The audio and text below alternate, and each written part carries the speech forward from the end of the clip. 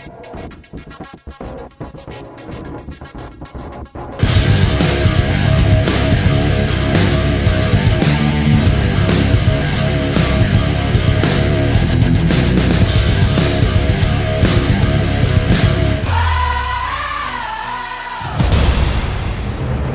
we go.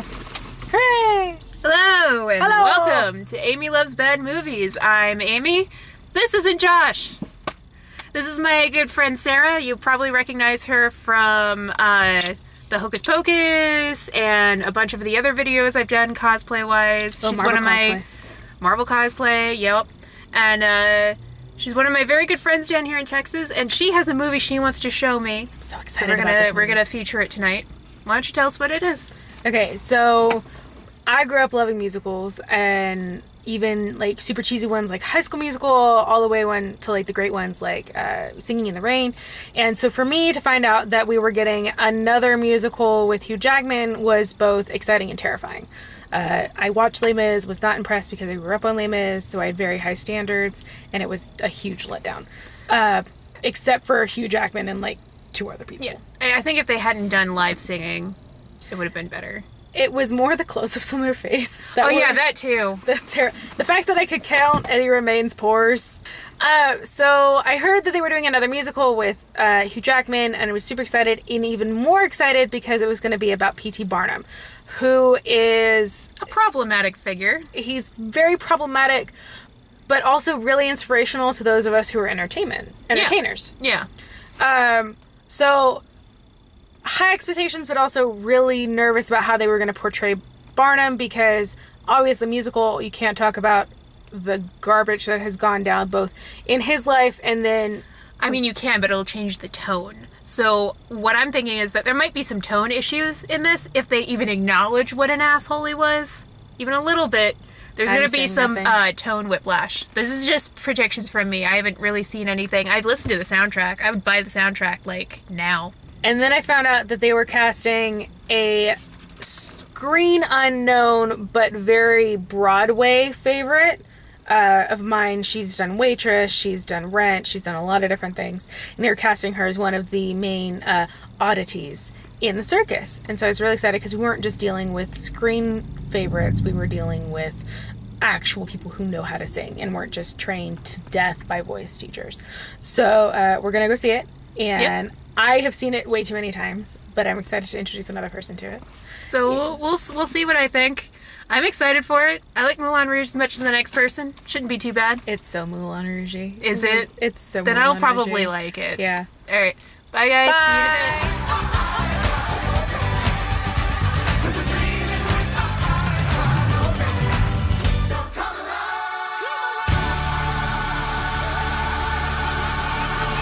Like, I noticed, but it was fine. There are a lot. At least you're a good singer. Like, if you have a bad singer, we would have had to have a conversation. I know. Hi, everybody. We're back. Hi. It was okay. I loved it. But I've seen this movie nine times. And I've just kind of been slowly trying to I indoctrinate could tell. people I could tell. into the You knew movie. every line of this film. It's so beautiful.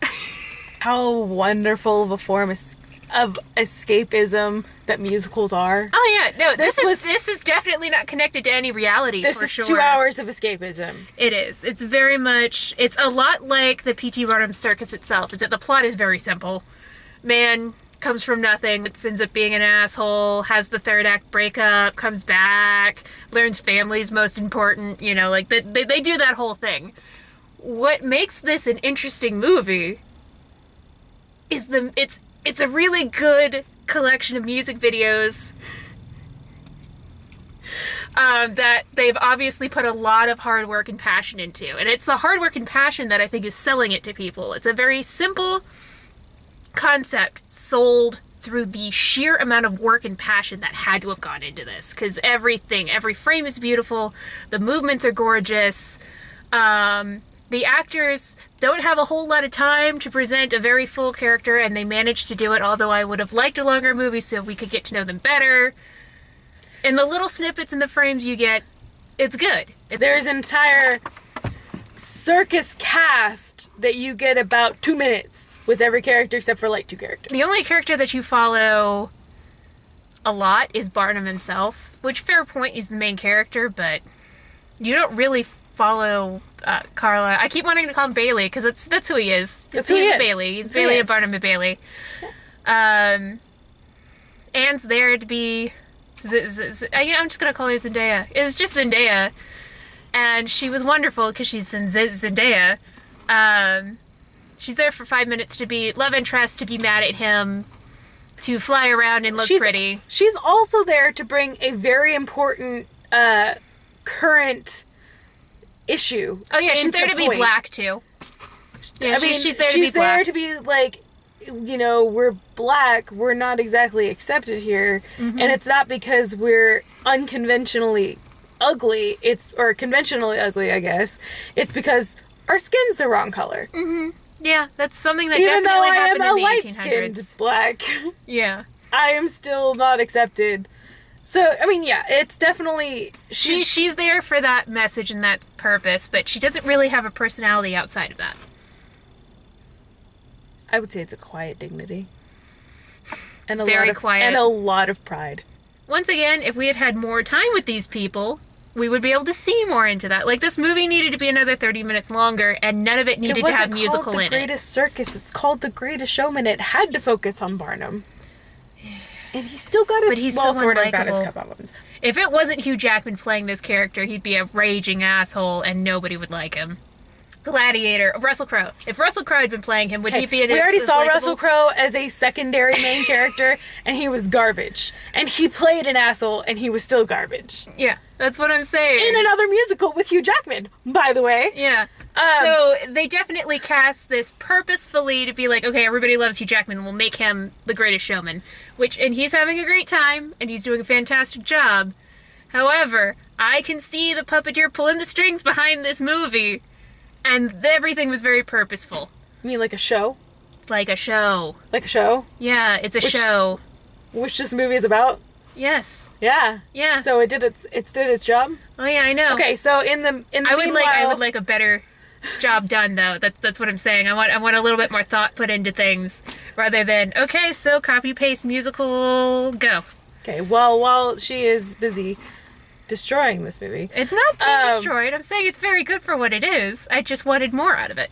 So for somebody who's seen this movie 9 times, knows every word of the lyrics, is planning on cosplaying at least one of the characters, what drew me to this movie, yes, I know, P.T. Barnum was an asshole, the circus is terrible, animals get abused, people get used.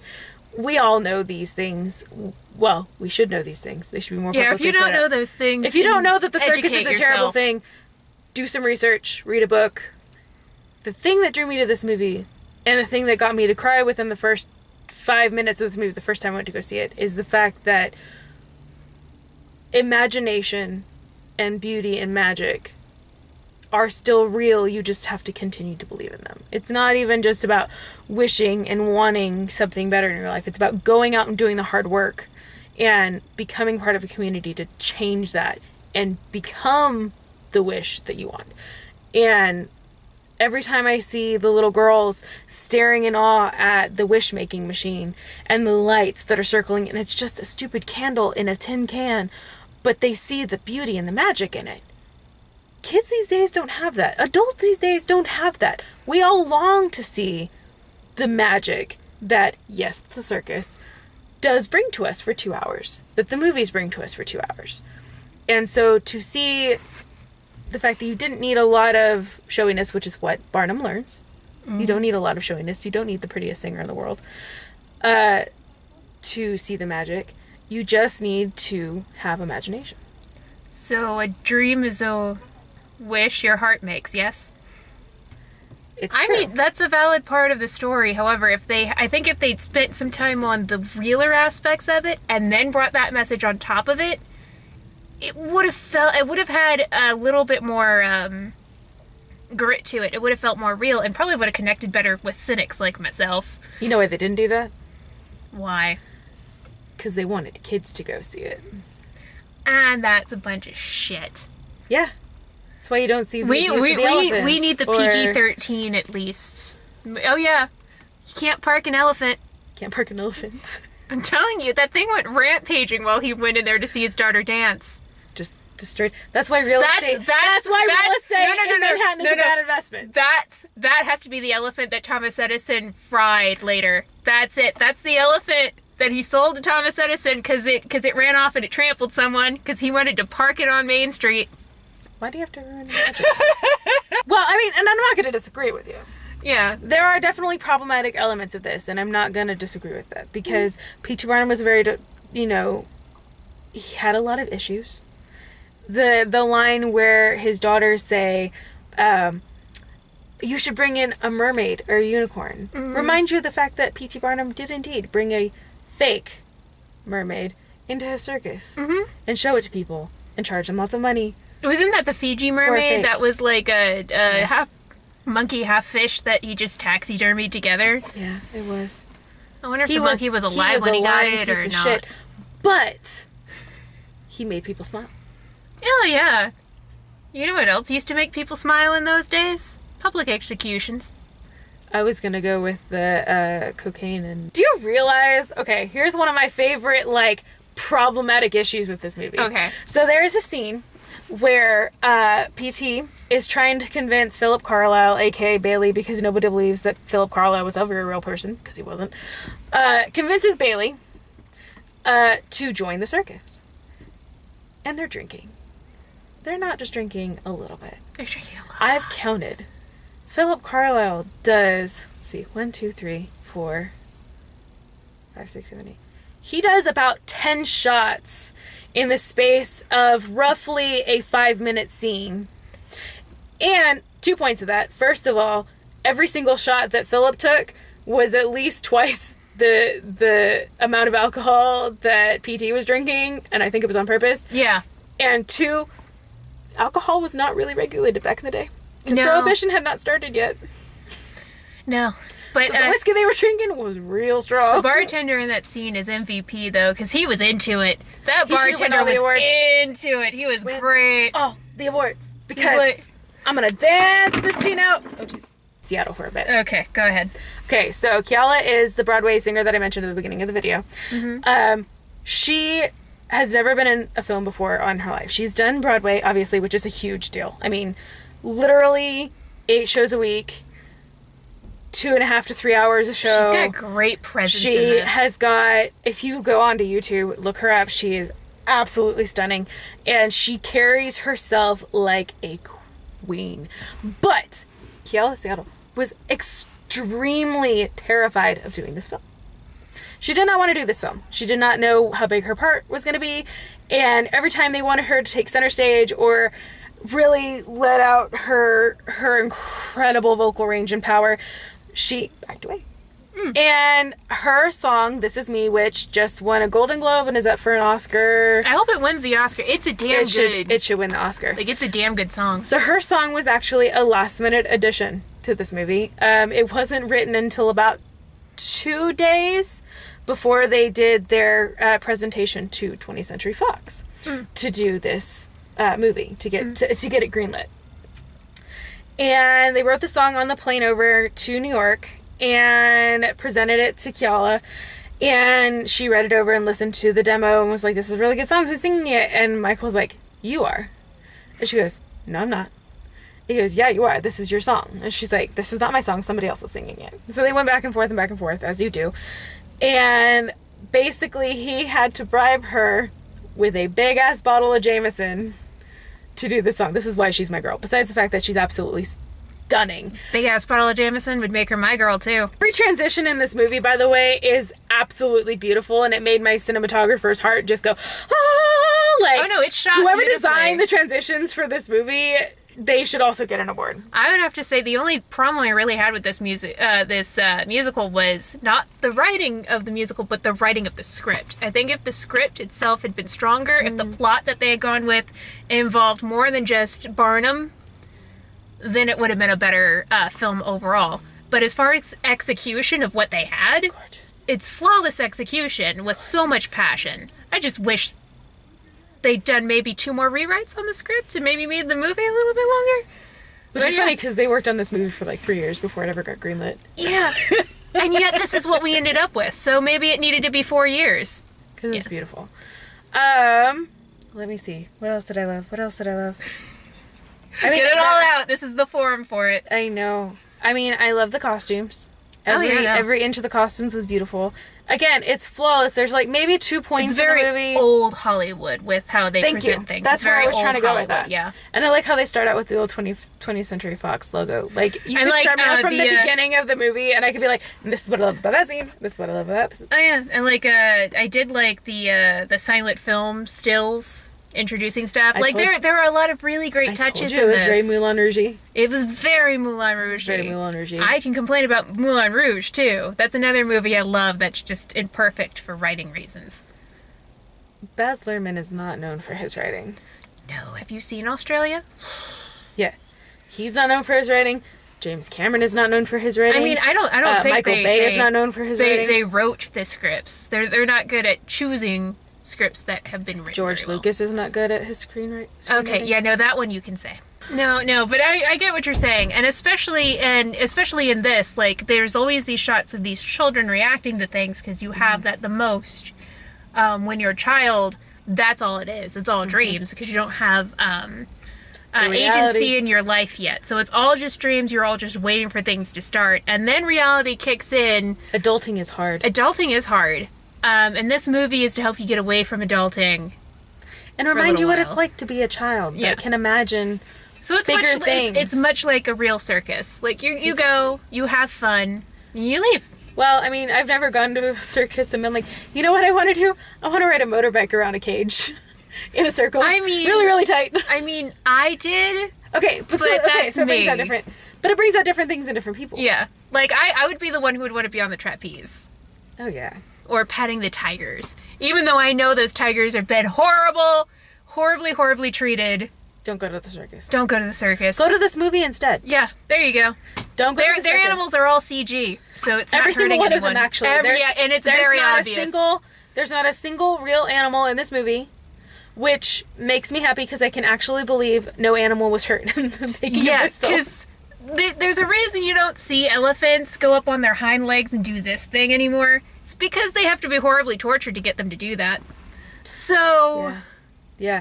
Also, when lions are doing this, they're not happy. No. They're not excited to be performing for you. No. Don't go to the circus. Go see Greatest Showman. Yeah. And enjoy the circus as it was supposed to be and not how it is.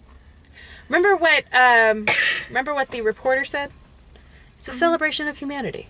Yeah. People of all sizes, shapes, and colors coming together and being presented as equals. Mm-hmm. You know, you can still find that. There's still quote unquote freak shows out there. Not that I refer to these people as freaks. Don't go to the freak shows either. Why? There's some good ones in California where the people who own it are the freaks themselves. Okay. I can't remember what it's called, but there was a whole like reality TV series. You know why? Hold up. You want to know why you don't want to go to the freak shows? Okay. Did you guys see American Horror Story? You're gonna get killed and eaten if you go to the freak shows. That's terrible to say. That was really bad. Do you want me to edit that out? Because that came off really bad. Don't go to the freak shows because you're gonna get killed. There's psychopaths in clown suits. Notice by the way, there were no clowns in this movie, which made me really, really happy. Because clowns are freaky. See, I like the clowns though. And Twisty the Clown is gonna come after you in your sleep. Good, because I could probably kick his ass. And then there'd be one less freaky-ass clown ruin it for the rest of them, okay? I'll kick its ass, too. Yeah. Sorry, that's not where we're going with this. Yeah. We got a little off topic. Trailers. Okay, so... the first one that came up was Nutcracker in the Four Realms. That looks great. This is the third time I've seen that trailer, and it has just occurred to me tonight, and I'm really hoping it's true. What? I think they're going to skip the Nutcracker character completely, and I think Clara is going to be the Nutcracker. I would be okay with that. I'm pretty sure that would piss some people off, but I'm okay with that. Look, we have enough adaptations of Nutcracker where in a movie where you have Keira Knightley playing the Sugar Plum Fairy, and you have Helen Mirren playing an unidentified character. The Rat Queen. She has to be the Rat Queen. Mirren. No, that was too young for Helen Mirren. That was the Rat Queen. Have you? Yeah, you didn't see her? I see. Yeah, hell, that was Helen Mirren as the Rat Queen with the That mom was running not off. Helen Mirren. It looked like her. That was the sister from Pride and Prejudice. I'm almost positive. Jane. We're Jane. gonna have to look that up. Jane. We're gonna have to look. I think it was Jane. I'm gonna look that up. I would bet money, but I don't have any money. Love Simon. Love Simon. looks good. I am absolutely stoked for this movie. I'm pretty sure it's based on a book, which I feel like feels a little bit Perks of Being a Wallflower. A little bit of those feels. But there's a couple lines of the trailer that really stick out, and it's just like the fact that, you know, life is being on a roller coaster. yeah, Some days it you're feels up, really some days real. you're down. And the whole, why is coming out only for gay people? Right? I'm heterosexual. Black Panther, of course. That's going to be wonderful. Okay, so they had, let me rant about this Sorry, for a I have second. to turn my Wi-Fi off so I can reach the internet. That seems a little counterproductive. Yeah, right? Keep going. So they had at least 3 different promos for Black Panther before the movie, 2 of which were Chadwick Boseman and his co-star who plays Shuri, his sister Shuri. I think it's Shuri. Shuri. Shuri. We're gonna go with Shuri. we're gonna go with Shuri, and I'll be corrected later. But he and his on-screen sister promoting the movie, and I am absolutely. What was the phrase I used? I think I'm gonna have to bring a towel with me. Probably a lot of tears, but also a lot of good reasons. It's probably bad to say when it's been That 10 is years. totally Helen Mirren, and that's rats all over. That's She has to be not the Rat Helen Queen. Mirren. Helen Mirren looks mad as a hatter in new trailer for Christmas classic The Nutcracker. They must have CGI'd the hell out of her face. No, she's just wearing a shit ton of dark eye makeup that'll change the shape of your face. Okay, I can see it now. Yeah, that's Helen Okay, Mirren. but in action, it looks exactly like Jane from Pride and Prejudice. Well, anyway, trailers were good. Movie was good. Yeah. Even though I complained about it a lot, they were notes, not complaints. Did you feel like you escaped for 2 hours? A little bit? Other than the people next to us on their phones? That was hard. It was hard for me to escape into the movie because of the child next to me and the family on their phones and... Every single one of the... Okay, so I don't know who they were, but I'm calling you out if you see this video. There was a family of about 5 people next to us. We're in the front row of the theater, so everybody can see your phone screens. You're not in the back row, you're in the front row. I think they were trying to... We went to, like, a movie tavern, so they were trying to, like... At first, I was okay with it because they were trying to, like, read their menu. It does not take you 2 hours to read the menu. Which, by the way, if you're going to go to a theater that has dinner, please order it the fuck before the lights come down. Alright, and on that note, all that childlike wonder, I have no idea what I'll be seeing next. Probably Shape of Water with Josh, maybe. Depends. It's gonna be beautiful. Yeah, I hope so. Any You're gonna escape final thoughts underwater. before we head out? I would sing, but You can. no, I'm good. You sure? You I'm did a gonna hell of sing. a lot of it while we were in the theater. It was good. I know every single song by heart. So... There Yeah. was one I wasn't really that into, and that's Okay, Never so- Enough. I do have a mini rant about that. I will give Oh, a- Never I will Enough? give- I will give a very I can brief, edit it so it goes back Yeah. further. It's very fine. brief rant. Okay, Oh, so... God, it's dying, so very, very brief That's okay. rant. The only song that didn't fit into the movie was Never Enough. And that's nothing against Rebecca Ferguson. She is wonderful, and Jenny Lind was very well portrayed. Especially because there was very little character from history to go off of for Jenny Lind. Never Enough should have been written as an operatic song Yeah. and not a pop song. Yeah. Because Rebecca Ferguson is an opera singer. She is What was this? she looked like a mermaid. They're not real. She's an opera singer. She's an alto. Stop giving soprano pop songs to altos, yeah. to alto Please. operatic singers, Because it just ends up in belting and shouting. and having to do this repeatedly to get your voice and diaphragm working. Never. Why did we need a reprise? And with that, ladies and gentlemen, we bid you good night.